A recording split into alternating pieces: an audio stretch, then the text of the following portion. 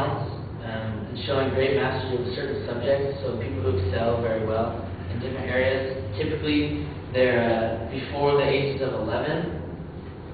Some examples are Chopin, Liszt, Mendelssohn, which they're all famous composers and pianists as well. I don't know if they all are.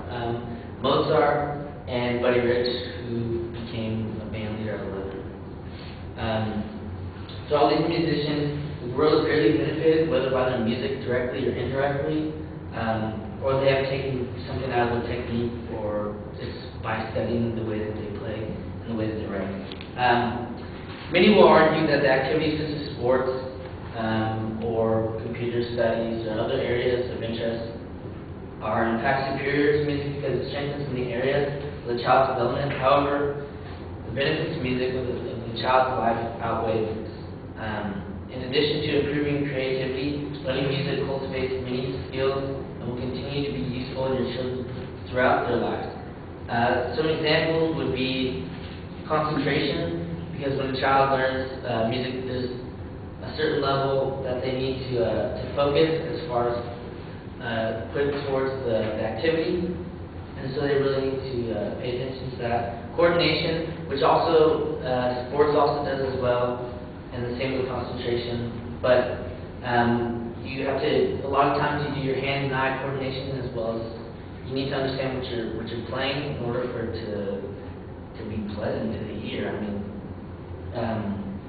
as well as relaxation. Sports doesn't necessarily always do this because a lot of times it's stressful, and when a person is playing sports, they're competitive and there's a lot of pressure, whether it's through their coach or through their families. But for music, a lot of times it's been said that it's helped with as far as the level of serotonin in the person's brain to help them relax, and as far as like when they're playing, it can lower their heart rates and their blood pressure. Patience, which obviously, for obvious reasons, it takes a while to learn these things, and self-confidence. The act of learning and playing an instrument, and the encouragement of a teacher, and the enthusiasm of a proud parent will build in a child a sense of pride and confidence.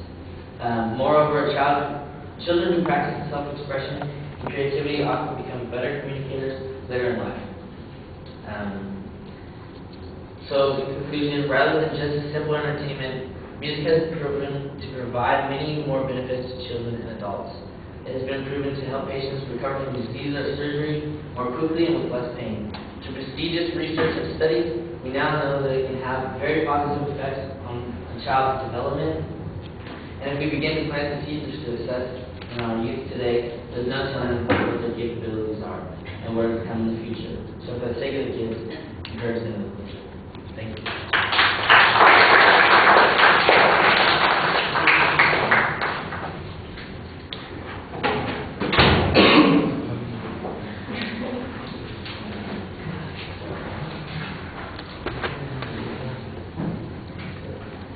Marissa's not here. All right.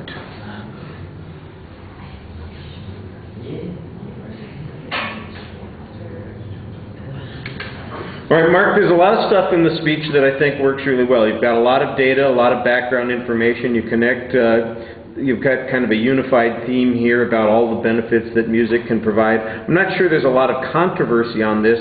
A lot of it sounds like an informative speech. When you do suggest that music is superior to other activities, or that there's a need for kids to get involved more in music early on, I think you're getting closer to having a persuasive message there, and those things need to be developed a little bit more. There's a pretty distinctive statement of what your claim is at the beginning. There's a little bit of a preview. I did think that you were signposting pretty clearly during the body of the speech, so that was fine. Everything's pretty clearly organized. You did a good job citing material. Sometimes it sounded like I was getting quotes when you were just giving us background information, and it's probably stuff that you researched, but you want to make sure that you attribute it, because there's this long description at one point about the Mozart effect that you're talking about, and it sounds to me like you're not talking to us about what it is. It's like something that you read about it, and now you're just repeating it, and then you get to a quote that supports it, and I'm wondering if that's all part of the same thing or if it's something separate. And you want to be careful about the creeping plagiarism thing that we mentioned before. You know, because I'm sure that it's all cited in your material, but it's not cited in the speech as quoted material. So you got to be very careful about that. I think you needed a little bit more information on the competing sorts of ways that people could learn or develop. There was a little bit at one point suggesting that one study found that you got this benefit substantially with music, but not with, for instance, computers or other education things that they did. And at the end you made the comparison to sports and those sorts of things, and I didn't hear the supporting material then. So, you know, let's say if you're a parent and you're faced with trying to encourage your child to do something as a kid, you know, an extracurricular activity or to make some investment in time and energy, you know, what's going to be the most productive? I think you need to sell it a little bit more about why this is going to be so much better for them.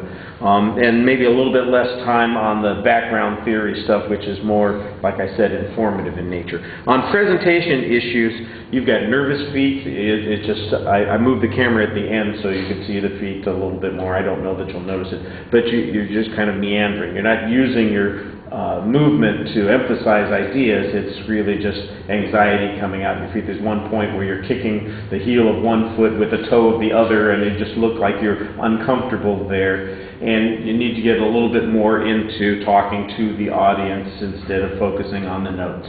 All right, thank you. It was 13 minutes, by the way. So.